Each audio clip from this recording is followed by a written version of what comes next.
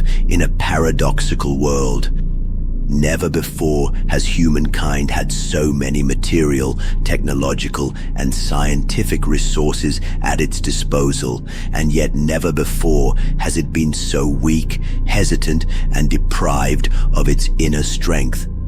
Democracy and the Republic, imposed as indisputable dogmas, have created a humanity made up of weak and spineless men without convictions or will, incapable of facing the present and devoid of any vision for the future.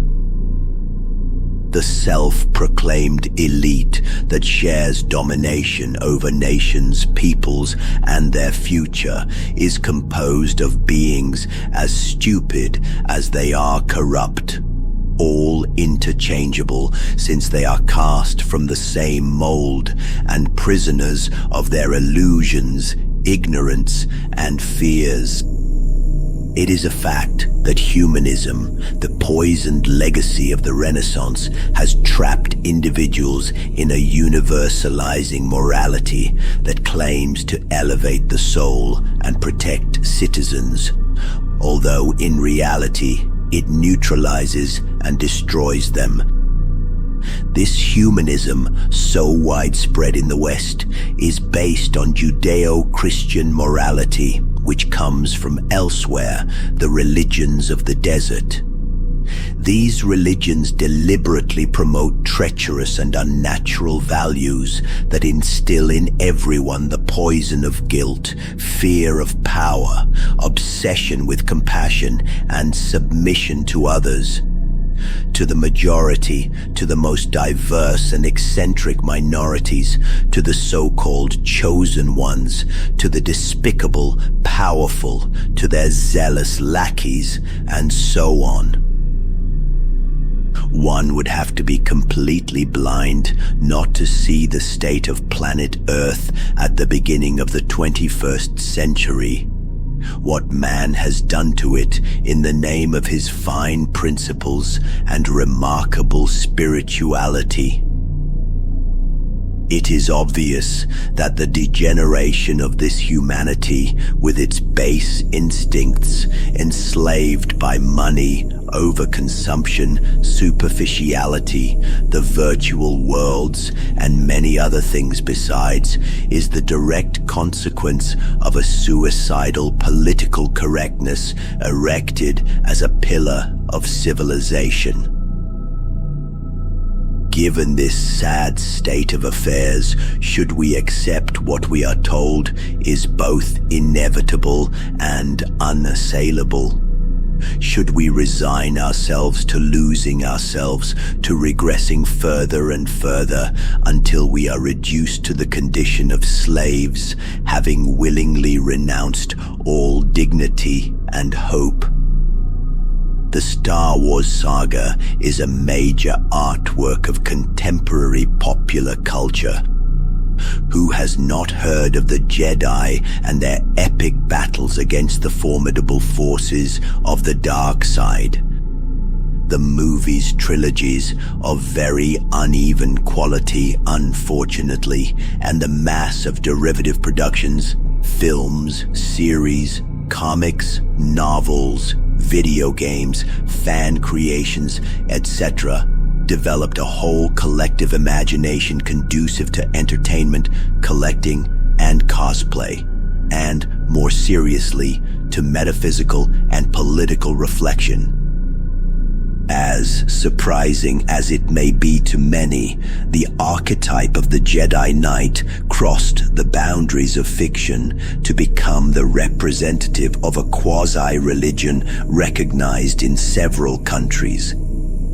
Jediism had nearly 177,000 declared followers in the 2011 UK census, representing more than 0.3% of the population. In the British Army, it is said that 1% of soldiers openly declare that they belong to the Jedi religion. In Australia, more than 70,000 people claim to be followers, and in New Zealand, around 20,000. In the US, an official Jedi temple is regularly visited by followers of this new spiritual movement with multiple roots. This is not insignificant, and the phenomenon is growing over time.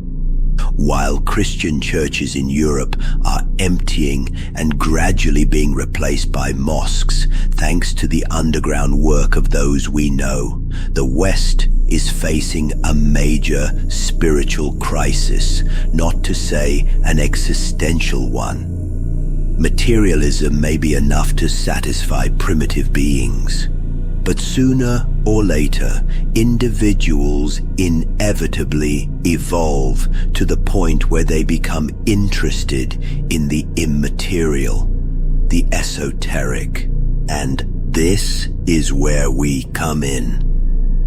Sithism, the ideological path of the Sith, eternal opponents of the Jedi, stands as a radical alternative to everything that traditionally exists in terms of spirituality, political movement, and rational methods in matter of personal development.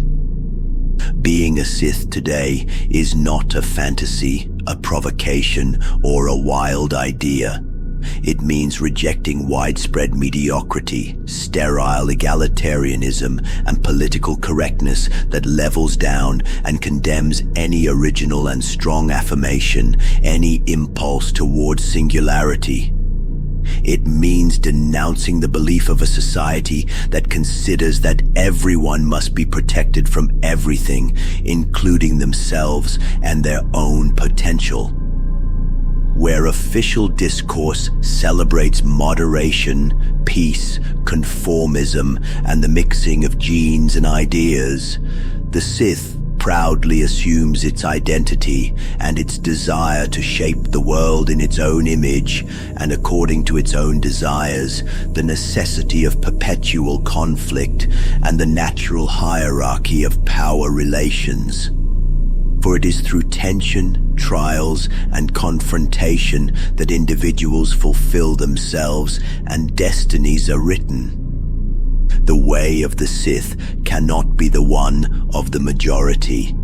The masses, admirers of democracy, supporters of the Republic, promoters of human rights, and other defenders of widows and orphans, instinctively side with the Jedi and their unreasonable ideals. They need to claim allegiance to the luminous side of the Force to believe they are on the side of good. The Sith, on the other hand, are individualistic, pragmatic, and absolute, both in their spiritual orientation and in their societal opinions, political engagement, and martial lifestyle. Sithism asserts itself as a necessary counterpart, the shadow that gives meaning to the light. For what would the Force be without its dark side? What would day be without night? Success without adversity? What would harmony be without conflict? The Jedi embodies the moral utopia of a peaceful world, the illusion of a drama-free balance, of a life that appears serene but is in fact dull and bland. Yet the study of the laws of nature teaches us that life is struggle, suffering, and the ability to prevail or face merciless extinction. The history of human civilizations teaches us that strength, greatness, and creation never arise from stagnation, but from conflict, domination, and transgression. Sithism is therefore in line with the reality of living beings. It embraces the conflictual essence of existence. It celebrates individual will instead of stifling it. It elevates power to a virtue and weakness to a fault. The teaching we provide allows the neophyte to discover the way of the Sith and to commit to it step by step until becoming a master. First and foremost, they must master themselves in order to later master others. Darth Vader, the most famous of the Sith Lords in the Star Wars saga, embodies this self-mastery that must be pursued and achieved if one aspires to dominate the universe. Made of clear and detailed complementary modules, our teaching covers all the topics essential to understand existence from the Sith perspective. It also provides the tools necessary for the apprentice's personal development and useful recommendations for leading a life in accordance with one's principles when committed to the dark side. From a political standpoint, it discusses the interests we defend individually and collectively as Sith and the goals we set for ourselves as a brotherhood. Although we are still few in number, there are Sith all over the earth at different stages of their evolution, whether they are isolated or organized into small groups. The martial aspect of our teaching aims to prepare both body and mind for confrontation. For the Sith is not a virtual warrior, and the world cannot be conquered with seductive ideas and clever words alone. Finally, the most esoteric part of this teaching concerns learning about the Force. You will discover and experience for yourself what religions hide from their followers in order to keep them in ignorance and servitude. You will explore, without artifice or deception, the powers that lie dormant within you and that will lead you to completely revise your long-held beliefs about life and death. Those who have the courage to follow our teaching will have to face their own darkness. Not to flee from it, but to master it, tame it, and make it their own. Since to become a Sith is not to surrender to chaos.